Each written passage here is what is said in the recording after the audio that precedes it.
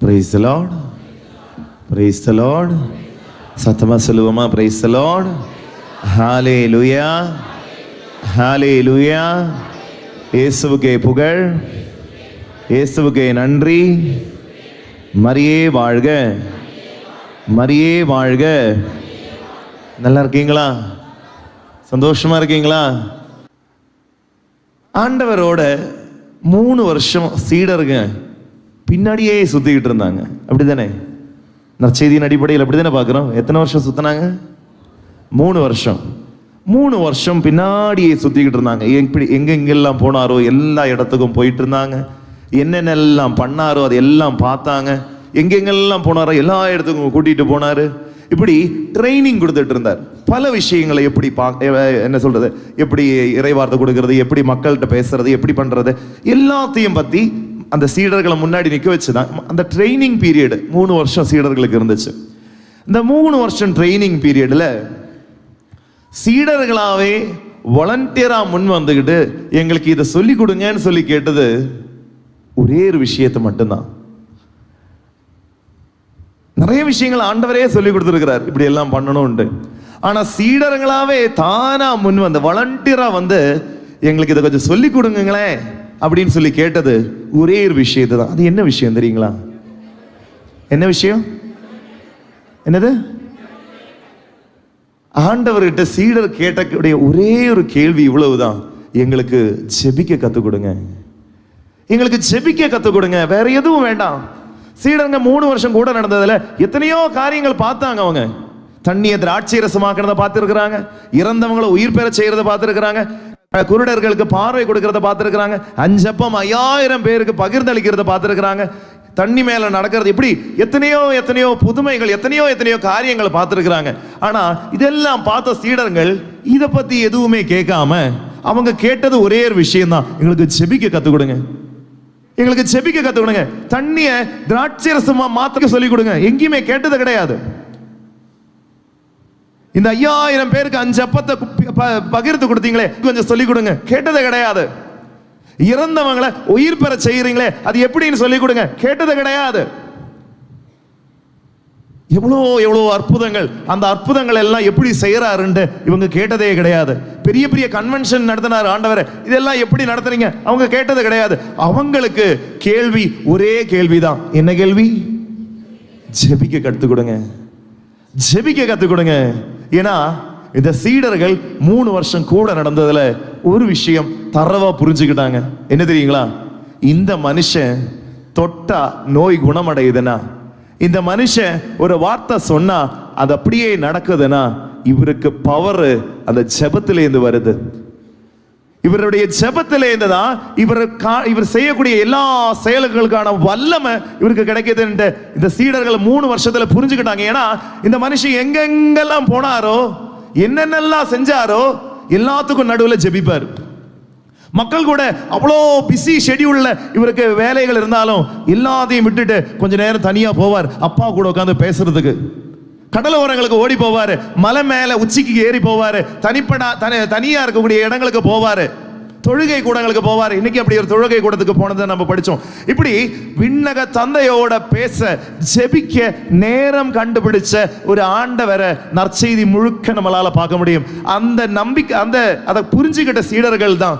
அதனாலதான் கேட்கிறாங்க, எங்களுக்கு ஜெபிக்க கத்துக் கொடுங்க. நீங்க ஜெபிக்கிறீங்களே, அந்த மாதிரி நானும் ஜெபிச்சா நீங்க செய்யற மாதிரி நாங்களும் செய்ய முடியும்ன்ற நம்பிக்கை சீடங்களுக்கு வந்து சீடருங்க கேட்கிறாங்க, எங்களுக்கு வேற எந்த சொல்லி கொடுக்கலனாலும் ஜெபிக்க கத்துக் கொடுங்க போதும், எங்களுக்கு வேற எதுவுமே சொல்லி கொடுக்கலனாலும் பரவாயில்ல, ஜெபிக்க கத்துக் கொடுங்க.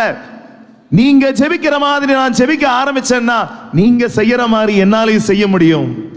நீங்க ஜெபிக்கிற மாதிரி நான் ஜெபிக்க ஆரம்பிச்சேன்னா உங்களை மாதிரியே என்னாலையும் வாழ முடியும்.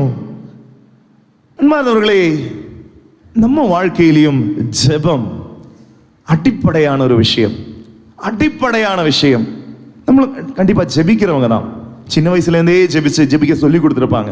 இப்போ அந்த ட்ரைனிங் இருக்கான்னு தெரியல, ஆனா ஒன்ஸ் அப்பான் அ டைம் இருந்துச்சு. ஒன்ஸ் அப்பான் அ டைம்னு சொல்ல வேண்டிய கண்டிஷன் ஆகிப்போச்சு இன்னைக்கு. ஏன்னா இன்னைக்கு அந்த ட்ரைனிங் கிடைக்கிறது கிடையாது. பழைய காலங்கள்லாம் வீட்டில் உட்கார வச்சு ஜெபிக்க சொல்லுவாங்க. ஈவினிங் டைம் ஆயிடுச்சுன்னா எல்லா வீட்லேயும் ஜெபம் நடக்கிறது நம்மளால பார்க்க முடியும். இன்னைக்கு சீரியல் தான் ஓடுது, ஜெபம் நடக்க மாட்டேங்குது. டியூஷன் போறாங்க, ஜெபிக்க மாட்டேங்கிறாங்க. அன்பானவர்களே, அடிப்படையான ஒரு கேள்வி ஒன்று கேட்கிறேன். இவ்வளோ வருஷமா ஜெபிக்கிறோமே, இவ்வளோ வருஷமா இதெல்லாம் பண்றோமே, ஒரே ஒரு கேள்வி, ஜெபம்னா என்னங்க? What is prayer? ஜெபம் என்றால் என்ன? ஜெபம்னா என்ன? கடவுளோட பேசுவது, கடவுளோட பேசுவது. இந்த சின்ன பசங்க ஃபர்ஸ்ட் ஹோலி கம்யூனியன் ப்ரிப்பரேஷனுக்காக படிக்கக்கூடிய ஒரு புத்தகம் இருக்கு. என்ன புத்தகம்? சின்ன குறிப்பிட. இப்போ அது பேர் வேறையாச்சு, திருமறைச்சுவடி. திருமறைச்சுவடி. அதுல ஜெபம்ன்ற ஒரு தலைப்பே இருக்கு, இப்படிதானே? அதுல வரக்கூடிய முதல் கேள்விதான், ஜெபம் என்றால் என்ன? ஜெபம் என்றால் என்ன? என்னம்மா? பரவாயில்ல, பாப்பாவுக்கு ஞாபகம் இல்லை.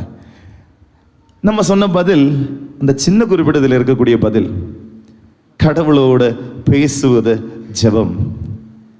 இன்னமும் நம்ம இந்த 4ஆம் கிளாஸ் லெவல்லே இருக்கிறோம் பாருங்களேன். அதான் வேதனையா இருக்கு. ஜெபம்னா என்னன்னு கேட்டா, இந்த 4ஆம் கிளாஸ் 5ஆம் கிளாஸ் 6ஆம் கிளாஸ் பசங்க கடவுளோட பேசுறதுன்னு சொன்னா பிரச்சனை இல்லைங்க. வருஷம் பூரா ஜெபிச்சுக்கிட்டு இவ்வளோ வயசாயும் நம்ம கிட்ட ஜெபம்னா என்னன்னு கேட்டா, இன்னைக்கும் நமக்கான பதில் என்ன தெரியுங்களா? ஜெபம்னா கடவுளோட பேசுறது. இன்னமும் அந்த 4ஆம் கிளாஸ் பதிலை வச்சு உட்கார்ந்துகிட்டு இருக்கோம் நம்ம.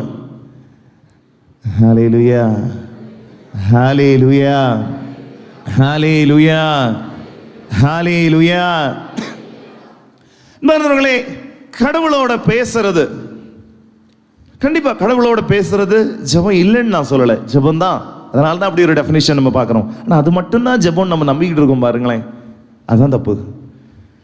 கடவுளோட பேசிக்கிட்டே இருக்கிறோம் 24/7, 24 மணி நேரம் கடவுளோட பேசிக்கிட்டே இருக்கோம். என்ன சொல்றது, கேட்டுக்கிட்டே இருக்கிறோம். அது வேணும், இது வேணும், அது வேணும், அது இருந்தால் நல்லா இருக்கும், இது இருந்தால் நல்லா இருக்கும், அது கிடைச்சா நல்லா இருக்கும், இது கிடைச்சா நல்லா இருக்கும், அப்பாவுக்கு அது வேணும், அம்மாவுக்கு அது வேணும், அண்ணனுக்கு அது வேணும், எனக்கு இது வேணும், அவங்களுக்கு அது வேணும், இவங்களுக்கு இது வேணும். இப்படி 24 மணி நேரமும் கேளுங்க கேளுங்க கேட்டுக்கிட்டே இருங்க. நம்ம மாட்டுக்கிட்டு 24/7 கேட்டுக்கிட்டே இருக்கிறோம், கேட்டுக்கிட்டே இருக்கிறோம். ஏன்னா நம்ம மண்டைக்குள்ள போயிருக்கிறது ஜெபம்னா கேட்கறது, ஜெபம்னா தேவைகளை கேட்கறது. அது மட்டும் தான் நம்ம நினைச்சுக்கிட்டு இருக்கோம். கண்டிப்பா ஆண்டவரே சொல்லி இருக்கிறார், மத்தேயு நற்செய்தி 7ஆம் அதிகாரம் 7வது இறைவார்த்தை, கேளுங்கள் கேளுங்கள் கொடுக்கப்படும். யோவான் நற்செய்தி 14வது அதிகாரம் இறைவார்த்தை, என் பெயரால் நீங்கள் கேட்பவை அனைத்தையும் நான் உங்களுக்கு தருவேன். யோவான் நற்செய்தி 15வது அதிகாரம் 16வது இறைவார்த்தை, என் பெயரால் நீங்கள் தந்தையிடம் கேட்பவை அனைத்தையும் பெற்றுக்கொள்வீர்கள். கேட்டா கிடைக்கும் ஆண்டவர் சொல்லி இருக்கிறாரு. கேட்கறதுல தப்பு கிடையாது. ஆனா கேட்கறது மட்டும்தான் ஜெபம் நம்பிக்கிட்டு இருக்கோம் பாருங்களேன், அதான் தப்பு. கேட்டா கொடுப்பாரு, ஆனா கேட்கறத மட்டும்தான் ஜெபம்னு நம்ம நம்பிக்கிட்டு இருக்கோம் பாருங்களேன், அதுதான் தப்பு. நண்பர்களே, அதுவும் அந்த சின்ன குறிப்பிடத்தில் கடவுளோட பேசுறதுன்றது கரெக்டான டெஃபினிஷன் கிடையாது. கரெக்டான டெஃபினிஷன் கடவுளோட உரையாடுவதுன்னு தான் இருக்குது. பேசுறதுக்கும் உரையாடுறதுக்கும் வித்தியாசம் இருக்கா இல்லையா? பேசுறதுக்கும் டாக்குக்கும் கான்வர்சேஷனுக்கும் வித்தியாசம் இருக்கா இல்லையா? பேச்சுன்னா என்னது? நம்ம ஆட்டு பேசிக்கிட்டு இருக்கிறது அதுதான் பேச்சு, பேசுறது. உரையாடல்னா என்னது? நாம் பேச வேண்டியதை பேசிட்டு நான் கம்முன்னு இருக்கணும், அவர் பேசுறத நான் கேட்கணும். அங்க ஒரு 2-way ப்ராசஸ். சின்ன குறிப்பிடத்தில் இருக்கிற டெஃபினிஷனே அப்படிதான். கடவுளோட பேசுறதுன்றது கிடையாது, கடவுளோட உரையாடுவது தான் ஜெபம். கடவுளோட உரையாடல் ஒரு கான்வர்சேஷன், ஒரு 2-way ப்ராசஸ். நானும் பேசணும், கடவுள் பேசுறத நானும் கேட்கணும். அன்பார்ந்தவர்களே, ஜெபம் என்ன அப்படின்னா என்னன்ட்டு எனக்கு ரொம்ப ஆழமா பதிய வச்சது குழந்தை திருச்சமானுடைய வாழ்க்கையிலேருந்து ஒரு சின்ன ஒரு நிகழ்வு தான். குழந்தை திருச்சமா பத்தி கேள்விப்பட்டிருக்கீங்களா? இந்த குழந்தை திருச்சமா மரணப்படுக்கையில படுத்து கிடக்குறாங்க. எத்தனை வயசுல தெரியுமா? 13. ஐயோ, 24 வயசுல 24 வயசுல மரணப்படுக்கையில படுத்து கிடக்குறாங்க. என்ன நோய் தெரியுமா? கேன்சரா? காசநோய். காசநோய், டிபின்னு சொல்லுவாங்க. அப்படி சொன்னாதான் நமக்கெல்லாம் தெரியும். டிபி அந்த காலத்தில் ஃபேமஸான நோய். இப்படி காசநோய், டிபி மரணப்படுக்கையில் படுத்து கிடக்குறாங்க. ஃபுல் டைம் இருமிக்கிட்டே இருப்பாங்க. இப்படி படுத்துக்கிட்டு இருக்கும் பொழுது கூட இருந்த சகோதரிகளுக்கு சந்தேகம். இவங்க நலம் விசாரிக்க போறாங்க. தெரேசா மாட்ட நலம் விசாரிக்க போகும்போது அவங்ககிட்ட கேட்குறாங்க, தெரேசா நல்லா இருக்கியா, சாப்பிட்டியா, மருந்தெல்லாம் குடிச்சியா, எல்லாம் பண்ணியா எல்லாம் கேட்டுட்டு ஒரே ஒரு சகோதரி மட்டும் கேட்குறாங்க, தெரேசா ஒரு சந்தேகம் இருக்கு, கேட்கலாமா? தெரேசா கையால் காட்டினாங்க, கேளு. உடனே அந்த சகோதரி தெரேசா மாட்ட, குழந்தை தெரேசா மாட்ட கேட்குறாங்க, தெரேசா இவ்வளவு நாள் நீ நல்லா ஜெபிச்ச, இவ்வளவு நாள் கோயிலுக்கு நான் ஆளா நீ தான் உட்காருவ, கோயில் திறந்தா போதும் நீ உள்ள உட்காந்துருப்ப, கோயிலுக்கு நான் ஆளா வருவேன், பயங்கரமா செபிப்ப, நல்லா பாட்டு பாடுவேன், நல்லா ஸ்துதிப்ப, எல்லாம் பண்ணிக்கிட்டு இருந்த, எல்லாம் நாங்களும் பார்த்துருக்கோம், நீ இதெல்லாம் நம்பர் 1 நல்லா ஜெபிச்ச, நல்லா எல்லாம் பண்ணிட்டு இருந்த. ஆனா இப்போ உன்னால இது எதுவுமே முடியாது. உன்னால கோயிலுக்கு போக முடியாது, வாயை திறந்து ஜெபம் சொல்ல முடியாது, உன்னால படுத்த படுக்கையில இருந்து கூட எந்திரிக்க முடியாது. இப்ப எப்படி நீ ஜெபிக்கிற? இவ்வளவு நாள் நீ இது எல்லாம் பண்ணிட்டு இருந்த, நாங்க நேர்ல பார்த்திருக்கோம். நீ தான் கோயிலுக்கு ஆளா வருவே, எல்லாம் பண்ணிட்டு இருந்த, இதெல்லாம் நாங்களும் பார்த்திருக்கோம். ஆனா இப்போ உன்னால இது எதுவுமே முடியாது, இப்ப எப்படி நீ ஜெபிக்கிற? அப்படின்னு ஒரு சகோதரி கேட்டதுக்கு அப்படியே சிரிச்சுக்கிட்டு தன்னுடைய அவங்க கொடுத்த பதில் தான் இந்த ஜெபம்னா என்னன்ற அந்த விளக்கத்தை எனக்கு அழகா புரிய வச்சது. குழந்தை சொன்ன பதில் என்னன்னு தெரியுங்களா? அவங்க ரூம்ல இருதயாண்டவர் போட்டோ ஒன்று இருந்துச்சு. இருதயாண்டவர் போட்டோவை கை நீட்டி காட்டிட்டு அவங்க சிரிச்சுக்கிட்டு சொன்னாங்க, நான் அவர் முகத்தை பார்க்குறேன், அவரு என் முகத்தை பார்க்குறாரு. நான் அவர் முகத்தை பார்க்குறேன், அவரு என் முகத்தை பார்க்குறாரு. ஹல்லேலூயா, ஹல்லேலூயா. அதுக்காக நாளைக்கே ஒரு போட்டோவை ரூமில் வாங்கி வச்சு முறைச்சு பார்த்துட்டு இருந்தா ஜெபம் ஆகாது. அப்படி கிடையாது. போட்டோவை முறைச்சு பார்க்கறது ஜெபம் கிடையாது. அம்மா சொன்ன விஷயத்தை புரிஞ்சுக்கணும். 2 விஷயம் அம்மா சொன்னாங்க. நான் அவர் முகத்தை பார்க்குறேன், அவரு ஏன் முகத்தை பார்க்குறார். 2 விஷயம் தான் ஜெபத்தில் இருக்குதுங்க. வாழ்க்கையில் நம்ம என்ன செஞ்சாலும்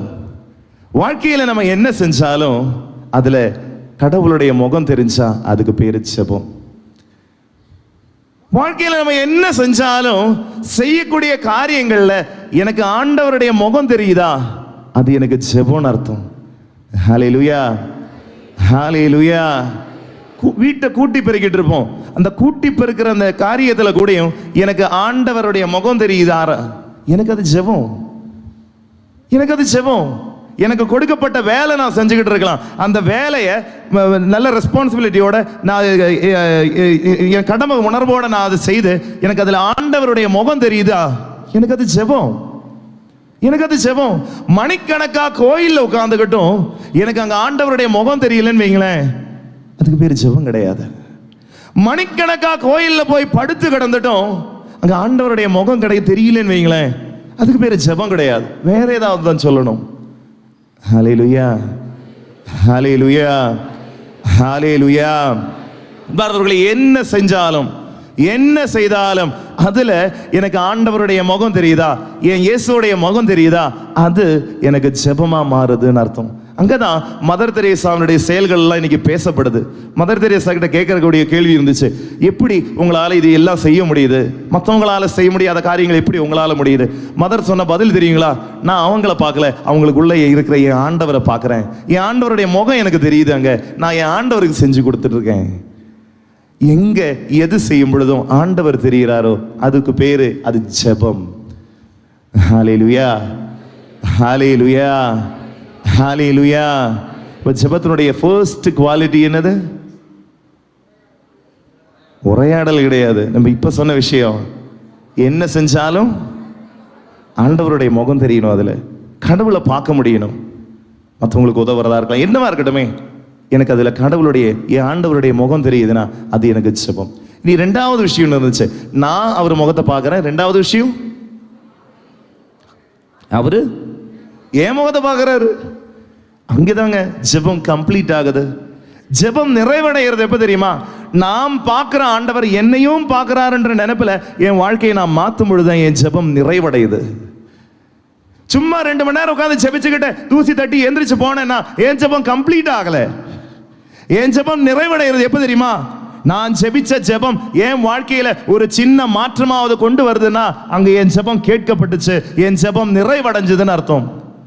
என் ஜெபம் நிறைவடைகிறது என் வாழ்க்கையில ஆரம்பிக்கணும். முதல்ல என் வாழ்க்கையில நான் செய்யக்கூடிய ஜெபம் ஒரு சின்ன மாற்றமாவது கொண்டு வருதுன்னா என் ஜெபம் நிறைவடையுதுன்னு அர்த்தம். என்பவர்களே, 2 விஷயம் தான் ஜெபத்தின் அடிப்படைன்னு சொல்றது. செய்யக்கூடிய எல்லா காரியங்கள்லையும் ஆண்டவருடைய முகம் தெரியணும், ஆண்டவரை பார்க்க முடியணும். அப்படி பார்க்கும் பொழுது அது எனக்கு ஜெபமா மாறுது. 2வது விஷயம், ஜெபம் நிறைவடைகிறது எப்பன்னு கேட்டா, நாம் பார்க்கக்கூடிய ஆண்டவர் என்னையும் பார்க்கிறாருன்ற நினைப்புல என் வாழ்க்கையில சின்ன ஒரு மாற்றமாவது கொண்டு வரும் பொழுது என் ஜெபம் நிறைவடையுது. ஹல்லேலூயா, ஹல்லேலூயா, ஹல்லேலூயா. இனி நிறைய பேருக்கு ஒரு கேள்வி இருக்கும், சாமி இதெல்லாம் சொல்றீங்க சரிதான், ஆனா ஜெபிக்கிறவங்களுக்கும் ஜெபிக்காதவங்களுக்கும் என்ன சாமி வித்தியாசம்? நிறைய பேர் கேட்கக்கூடிய கேள்வி இருக்கு. ஜெபிக்கிறவங்க வாழ்க்கையிலையும் பிரச்சனை வருது, ஜெபிக்காதவங்க வாழ்க்கையிலையும் பிரச்சனை வருது. ஜெபிக்கிறவங்க வாழ்க்கையிலையும் தோல்வி வருது, ஜெபிக்காதவங்க வாழ்க்கையிலையும் தோல்வி வருது. ஒரு படி மேல சொன்னா ஜெபிக்கிறவங்க வாழ்க்கையில அதிக பிரச்சனை வருது. அப்புறம் எதுக்கு ஜெபிக்கணும் சாமி? சரியா தானே கேள்வி கேட்குறாங்க. ஜெபிச்சாலும் பிரச்சனை வரும், ஜெபிக்கலனாலும் பிரச்சனை வரும். அப்புறம் ஏன் ஜெபிக்கணும்? ஜெபிச்சாலும் நல்லது நடக்கும், ஜெபிக்கலனாலும் நல்லது நடக்குது. அப்புறம் ஏன் ஜெபிக்கணும்? ஜெபிச்சாலும் தோல்வி வருது, ஜெபிக்கலனாலும் தோல்வி வருது. அப்புறம் ஏன் ஜெபிக்கணும்? ஏன் கோயிலுக்கு போகணும்? ஏன் இறைவார்த்தை படிக்கணும்? பின் ட்ராப் சைலன்ஸ்ல உட்காந்துருக்கீங்க. இதெல்லாம் நானும் கேட்கணும்னு நினைச்சிட்டு இருந்தேன் சாமி, நீங்களே கேட்டுட்டீங்க, நல்ல வேலை. ஏன் ஜெபிக்கணும்? உங்கள் பதிலை ஆவலோடு காத்திருக்கும் ஃபாதர் கிளமெண்ட்.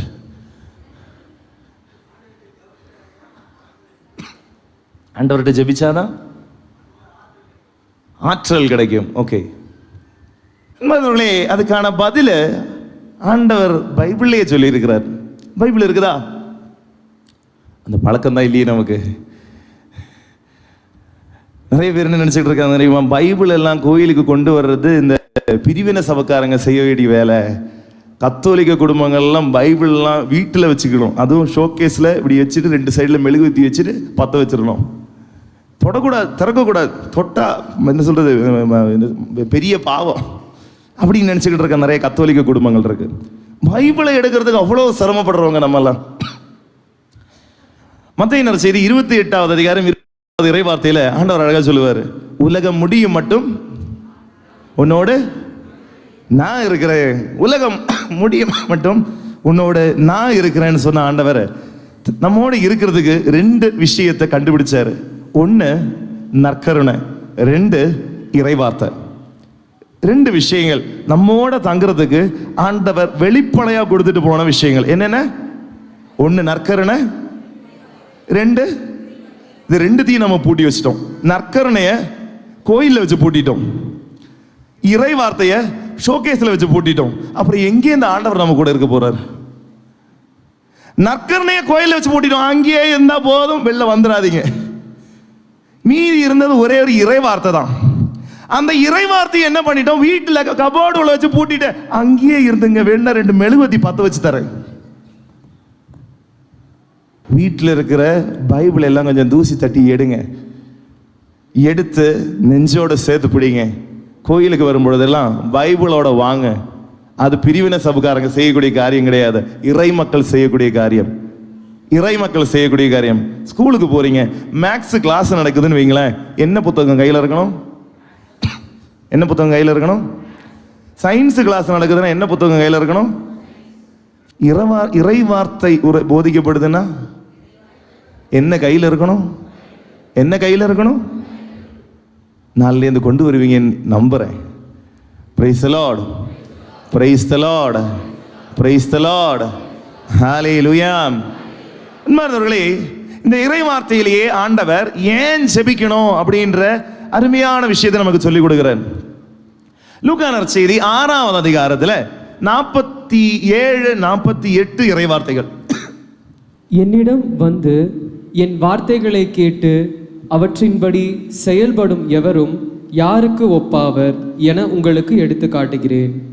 அவர் ஆழமாய் தோண்டி பாறையின் மீது அடித்தளம் அமைத்து வீடு கட்டிய ஒருவருக்கு ஒப்பாவர். வெள்ளம் ஆறாக பெருக்கெடுத்து அந்த வீட்டின் மேல் மோதியும் அது அசைக்க முடியவில்லை, ஏனென்றால் அது நன்றாக கட்டப்பட்டிருந்தது. Praise the Lord. Praise the Lord. இறை வார்த்தை படிச்சு நல்ல ஜெப வாழ்க்கையை வாழ்ந்து நல்ல டெய்லிக்கு கோயிலுக்கு போயிட்டு ஜெபிச்சுக்கிட்டு இருக்கிற குடும்பம் அல்லது நபருடைய வாழ்க்கையை பத்தி என்ன சொல்லுது? எந்த இடத்துல வீடு கட்டின மாதிரி, எந்த இடத்துல வீடு கட்டின மாதிரி? பாறை மேல அடித்தளம் விட்டு வீடு கட்டினவங்களுக்கு ஒப்பானவர்கள். இனி ஜெபிக்காம இஷ்டத்துக்கு வாழ்ந்துக்கிட்டு இறை வார்த்தையும் படிக்காம பார்த்துக்கலாம் போய் என்ன பெரிய விஷயம், ஜெபிக்கலனாலும் என்ன வந்துட போகுது, திம்மரா தெனாவட்டா நடந்துக்கிட்டு இஷ்டத்துக்கு வாழ்ந்துக்கிட்டு வாழற வாழ்க்கைகள் எங்க கட்டப்பட்ட வீடு மாதிரி? மணல் மீது அடித்தளமிட்டு கட்டப்பட்ட வீடு மாதிரி. இனி நல்லா கவனிக்க வேண்டிய விஷயம், 2 வீட்டுக்கும் பிரச்சனை வந்ததா இல்லையா? பைபிள் படிச்சிருக்கீங்களா? இந்த 2 வீட்டுக்கும் மேலேயும் காத்து அடிச்சுதா, மழை வந்துச்சா, வெள்ளம் பெருக்கெடுத்து ஓடிச்சா, 2 வீட்டு மேலேயும் வந்து அடிச்சுதா, 2 வீடுமே விழுந்துச்சா? விழுந்துச்சா? இல்லையே. எந்த வீடு விழுந்துச்சு?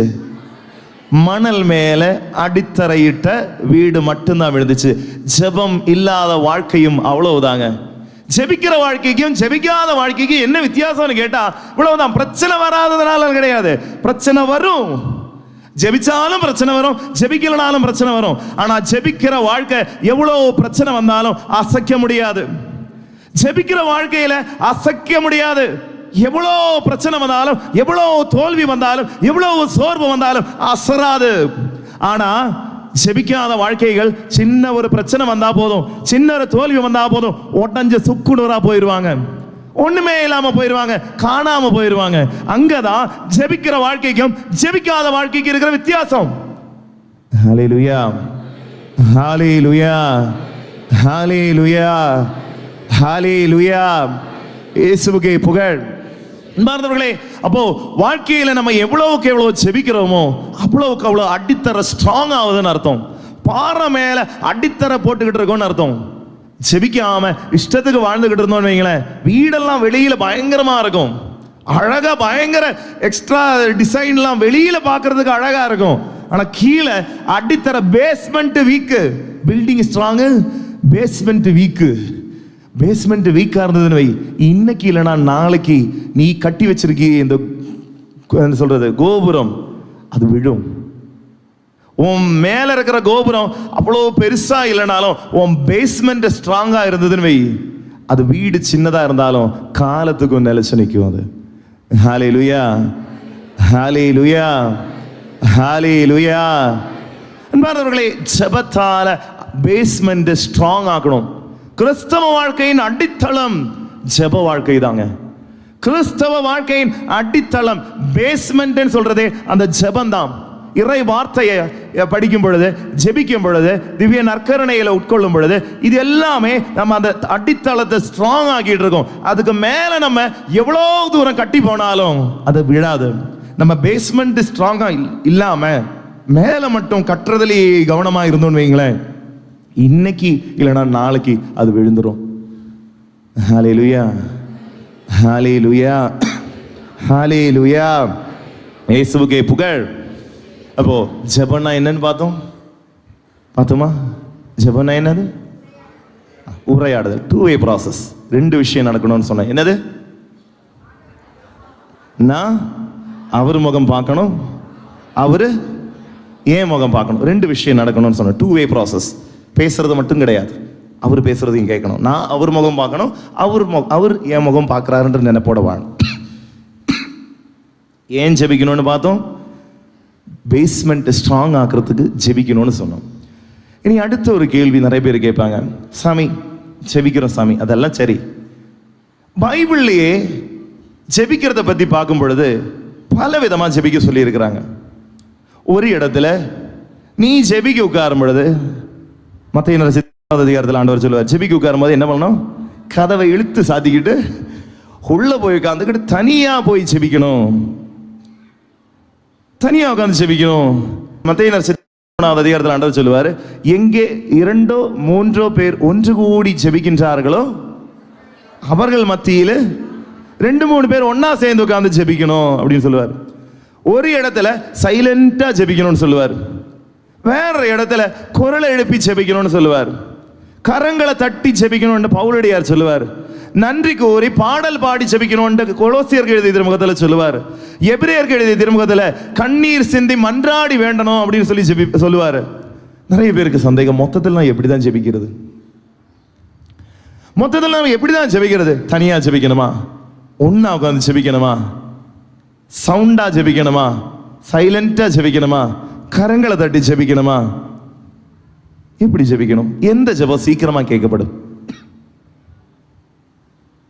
சாமியார் ஃபுல்லா கேள்வியை கேட்டுக்கிட்டு இருக்கிறாரு. எந்த ஜெபம் சீக்கிரம் கேட்கப்படும்?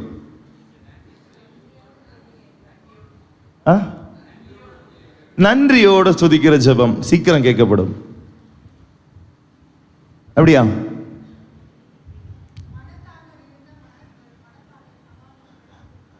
மனத்தாங்கல இருந்தா சமாதானப்படுத்திட்டு ஜெபிக்கணும்.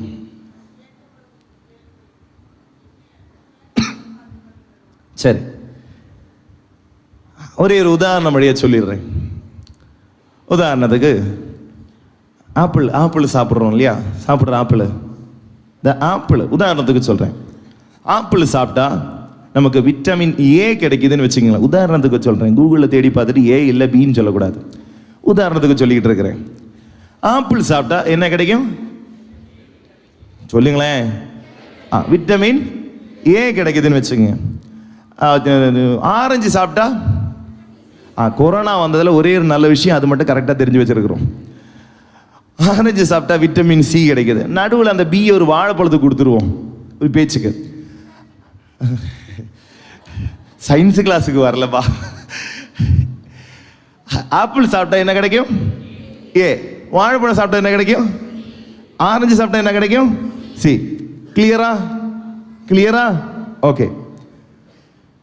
வாழ்க்கையில் வாழ்நாள் ஃபுல்லா நான் ஆப்பிள் மட்டுமே சாப்பிட்றேன்னு வச்சுக்கோங்க. ஆப்பிள் மட்டும்தான் நான் சாப்பிட்டுக்கிட்டு இருக்கேன். எனக்கு பசி அடங்கும், எனக்கு பசிக்காது. என் பசி போக்குறதுக்கு ஆப்பிளால் முடியும். என்னோட ஓரளவுக்கு வாழ்க்கை வெளியிலேருந்து பார்த்தோன்னு வைங்க, என் வாழ்க்கையில் பெருசாக ப்ராப்ளம் எதுவும் தெரியாது.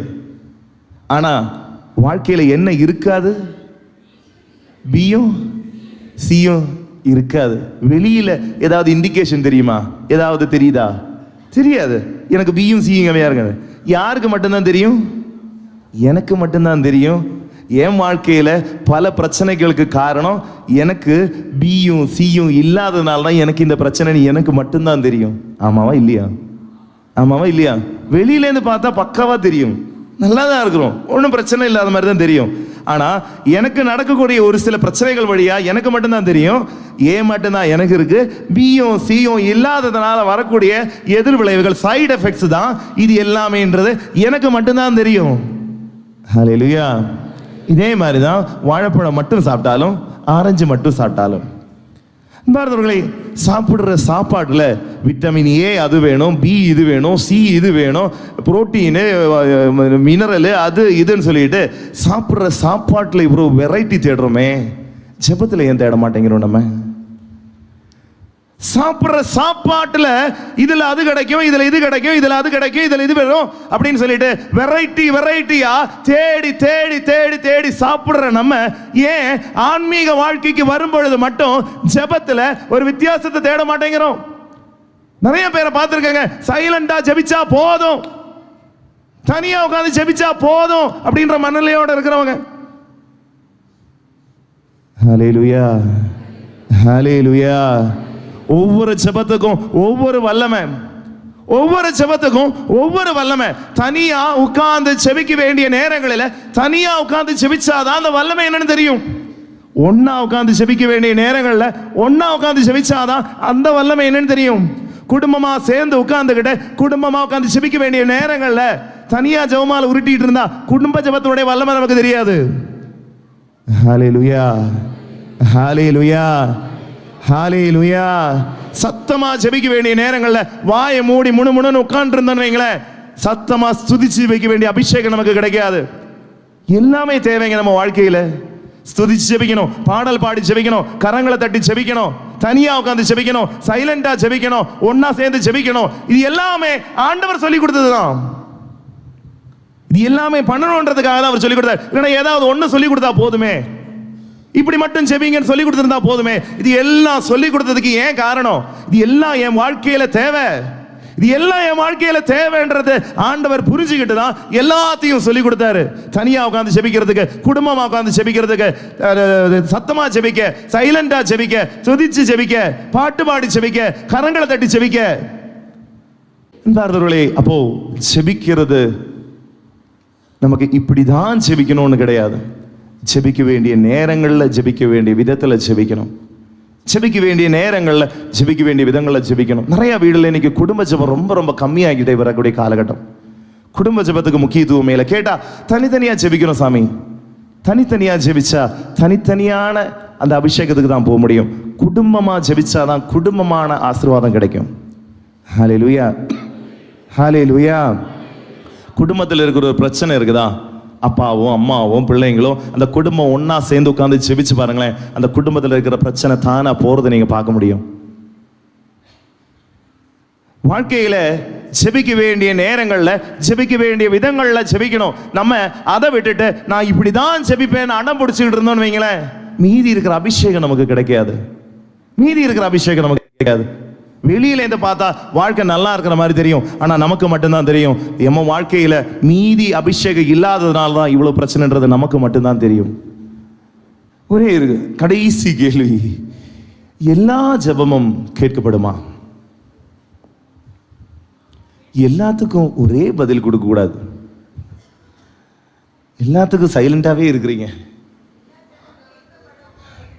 எல்லா ஜெபமும் கேட்கப்படுமா? ஆண்டவருக்கு விருப்பம் இருந்தால் கேட்கப்படும். ஓகே, நம்பிக்கையோடு இருந்தால் கேட்கப்படும். சரி, இவ்வளோ நேரம் நம்ம உதாரணம் தனியாக பார்த்தோம், இது உதாரணத்திலேயே பார்க்கலாம். உதாரணம் சொல்கிறேன். கவர்மெண்ட் எக்ஸாம் எல்லாருமே எழுதுறாங்க, அப்படிதானே? நிறைய பேர் கவர்மெண்ட் எக்ஸாம் எழுதுறாங்களே இல்லையா? நிறைய பேர் government exam, TNP exam, NEET exam, பல எக்ஸாமு, இப்படி கவர்மெண்ட் எக்ஸாம் நிறைய பேர் எழுதுறாங்க. எல்லாருக்கும் வேலை கிடைக்கும்? கிடைக்குமா கிடைக்காதா? கிடைக்குமா கிடைக்காதா? ஏன் எல்லாருக்கும் கிடைக்கல? ரேங்க் ஏன்? எல்லாருமே பாஸ் ஆவாங்களா? முதல் கேள்வி. எழுதுனா எல்லாமே பாஸ் ஆயிடுவாங்களா? இல்ல. ஏன்? அவ்வளவுதான். யாருக்கு தகுதி இருக்கோ அவங்க மட்டும்தான் பாஸ் ஆக முடியும். யாருக்கு தகுதி இருக்கோ அவங்களுக்கு மட்டும்தான் வேலையும் கிடைக்கும். ஹல்லேலூயா, ஹல்லேலூயா. ஜெபம் கேட்கப்படணும்னா தகுதியான விதத்துல, கேட்க வேண்டிய விதத்துல கேட்டாதான் கேட்கக்கூடிய காரியங்களும் நடக்கும். சும்மா நூத்தோட ஒண்ணு நானும் ஒன்னா சேர்ந்து நின்றுகிட்டு ஜெபிக்கிறேன் அப்படின்றதுக்காக என் ஜெபம் கேட்கப்படும் ஒரு அவசியமும் கிடையாது. ஒரு அவசியமும் கிடையாது. அன்பானவர்களே, ஜெபிக்கிறதுக்கு ஒரு தகுதி இருக்கு. ஜெபிக்கிறதுக்கு ஒரு தகுதி இருக்கு. அக்காங்க சொன்ன மாதிரி, யாரோ அக்கா சொன்ன மாதிரி, நம்பிக்கையோட ஜெபிக்கணும், தாழ்ச்சியோட ஜெபிக்கணும், விடாமுயற்சியோட ஜெபிக்கணும். இது எல்லாமே ஜெபத்தினுடைய அடிப்படை சொல்லுது தகுதிகள்.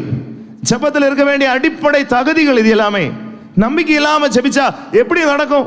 கேட்கிற காரியம் நடக்கும்ன்றது எனக்கே நம்பிக்கை இல்லைன்னா அது எங்கேருந்து நடக்க போகுது?